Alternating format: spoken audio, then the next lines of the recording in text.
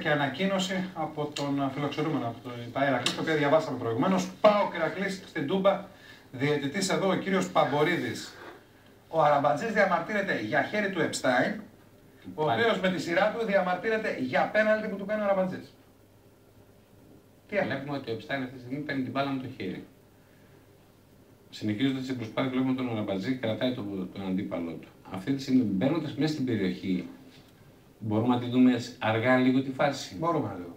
Έχουμε πρώτα τα χέρι του Επστάιν, το οποίο δεν σημειώνει. Έχουμε παράβαση του Αραμπατζή πάλι έξω από την περιοχή. Έχουμε και παράβαση του Αραμπατζή έξω από την περιοχή. Έχουμε και μέσα στην περιοχή.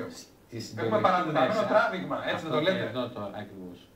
Όχι, το τράβηγμα το αφήνει απ' έξω και το ξανακάνει μέσα. Αυτή τη στιγμή έχει τα δύο χέρια επάνω. Ότι τα έχει τα χέρια τα έχει πάνω. Δεν ξέρουμε όμως αν τον τραβάει. Γιατί τον ακουμπάω απλά έναν αντίπαλο δεν είναι παράβαση. Όπως βλέπεις έχει. Τον συνεχίζει. Μας κάνει τον παρενοχλεί. Όχι. Δεν μας κάνει. Κάτι παραπάνω. Γιατί το πέναλτι πρέπει να είναι πέναλτι. Το απλά τον παρενοχλεί δεν μας κάνει. Δεν μας κάνει. Αυτή τη στιγμή βλέπουμε σου λέω τα χέρια, το ένα έχει στον ώμο και το άλλο έχει στο χέρι. Δεν ξέρουμε όμως αν τον τραβάει. Γιατί ο Επστάιν συνεχίζει την προσπάθεια, δεν κάνει εκείνο που θα έκαναν κάποιοι συνάδελφοί του να ξαπλώσει, να πέσει, αλλά βλέποντας την αιστεία συνέχισε την προσπάθειά του, προσπάθησε να κάνει γκολ. Υπάρχει χέρι, υπάρχει παράβαση και μέσα δεν μας διευκρινίζει ο φακός αν υπάρχει το τράβηγμα που πρέπει σε τέτοιο σημείο ώστε ο διαιτητής να καταλογίσει πέναλτι. Πάμε να δούμε ένα φάουλ του Βεϊρίνια στον Επστάιν, για το οποίο δεν δόθηκε κάρτα. Εδώ. Έπρεπε να δοθεί και αν τι χρώματος. Έπρεπε να δοθεί. Έπρεπε να δοθεί κάρτα. Έχει και ενοχές ο Βεϊρίνια, είναι φανερό από την στάση του σώματος. Και βλέποντας τα πόδια του Βεϊρίνια να είναι πάνω από το δικά του αριστερό το πόδι, πάνω από το χόρτο, έπρεπε να δοθεί μέχρι και κόκκινη κάρτα. Μέχρι και κόκκινη κάρτα.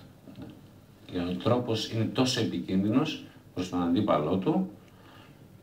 Μάλλον θεωρώ υπερβολή γιατί δεν έχει, για να το ξαναδούμε λίγο τη φάση, γιατί δεν πρόσεξε αν υπάρχει επαφή. Γιατί το γεγονός της επικίνδυνοτητας και μόνο. Για αυτή τη φάση ο Επστάιν δήλωσε μετά ότι δεν ήταν για κόκκινη, ήταν για κίτρινη του Βεϊρίνια. Η επικίνδυνοτητα και μόνο. Η επικίνδυνοτητα και μόνο δεν έχει σαν αποτέλεσμα να βγάλει κόκκινη κάρτα. Δεν το βρει. Έπρεπε να δείξει κίτρινη κάρτα.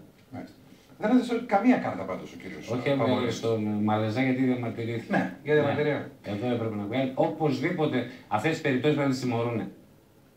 Πρέπει να τις τιμωρούν, τελείωσε. Η προστασία του ποδοσφαιριστή είναι το πρώτο στο καθήκον του διαιτητή. Έχουμε offside τον Κονσεϊσάο εδώ. Θα δούμε εδώ ότι ναι, ο Κονσεϊσάο είναι σε θέση offside. Αποκομίζει όφελος από την απόκριση που κάνει ο Χαλκιάς.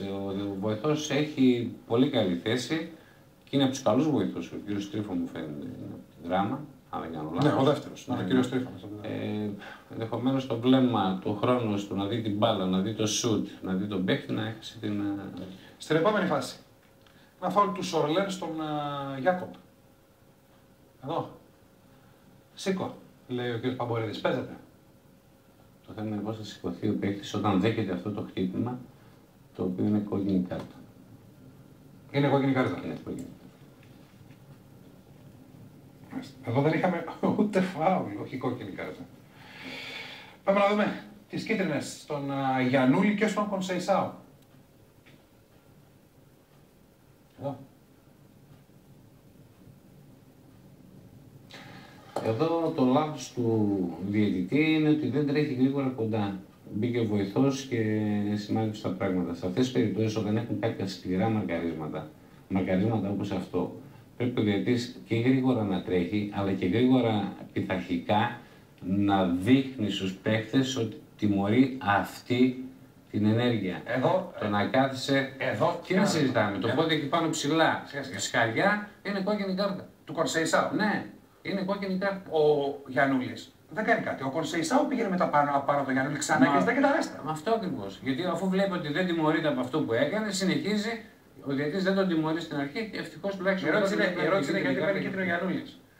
Δεν μας έδειξε ο φακός, κάτι θα έγινε τώρα εκεί. Ενδεχομένως σε κάποια στιγμή που ο φακός ήταν κάπου αλλού να έκανε κάποια ενέργεια και ο ποδοσφαιριστής του Ηρακλή να διαμαρτυρήθηκε, να του είπε βγάλω μια κάρτα, κάτι οτιδήποτε. Το οποίο θα επέσαιρε την κίτρινη κάρτα που έδειξε ο διαιτητής. Offside το Κουτσιανικούλη στην επόμενη φάση να το δούμε. Εδώ. Έχουμε αυτήν και άλλες 3 φάσεις από την Τούμπα. Βλέπουμε ότι δεν υπάρχει offside. Ο παίκτης του ΠΑΟΚ είναι καλυμμένος, δεν έπρεπε να υποευθυνθεί σε θέση offside. Από τον πρώτο βοηθό, τον κύριο Σαραϊδάκη. Έχουν από ένα λάθος και οι δύο και έχουν πολλές σωστές αποφάσεις και βοήθησαν κατά πολύ το διαιτητή σε ένα συγκεκριμένο παιχνίδι. Θα δούμε πάλι το ίδιο ζευγάρι, Σορλέν και Γιάκο. Πες μου αν υπάρχει ανατροπή. Εδώ.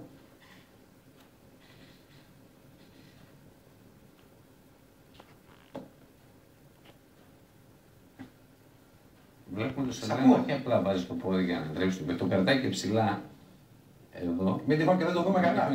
Αλλά είναι αυτό που είπα και την προηγούμενη εκπομπή. Οι παίχτες που τους γίνεται παράβαση πάντα κάνουν το κάτι παραπάνω. Αν θα δεις το τίμημα των ποδιών του παίχτη του Ηρακλή, του Γιαννούλη, ο Γιαννούλης είπαμε. Όχι, είναι ο Γιάκο. Ο Γιάκο. Θα δεις ότι το τεινάζει, δίνοντας στον διαιτητή να καταλάβει κάτι διαφορετικό από αυτό που πραγματικά έγινε. Οι ποδοσφαιριστές δυστυχώς πολλές φορές τίποτα, δεν λέω τίποτα, εδώ είναι φάουλ, τελειώσαμε. Τελειώσαμε. Μια συμβουλή απλά προς τους παίχτες. Αν έχει το δικαίωμα να δώσουμε κάποια πείρα. Μην κάνουν το κάτι παραπάνω. Ας κάνουν αυτό το οποίο τους κάνουν. Δηλαδή έγινε η παράβαση, να πέσει νορμάλ, μην πάει να δώσει περισσότερη όθηση και ένταση. Εκεί είναι πολλές φορές μπερδεύεται το πράγμα. Να δούμε ένα μαρκάρισμα του Ντιέ στον Κουτσιανικούλη. Πρώτη τελευταία φάση από την Τούμπα.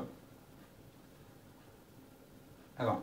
Υπάρχει κάτι μεμπτό. Όχι, δεν υπάρχει κάτι μεμπτό γιατί όπως ανοίγει η μπάλα ο Κουτσιανικούλης, ο Ντιέ βάζει το πόδι του, το σώμα του μπροστά από αυτόν και αν κάποιος κάνει παράβαση είναι ο Κουτσιανικούλης που έρχεται συνέχεια πάνω του. Να δούμε και την κίτρινη κάρτα στον Γκαρσία.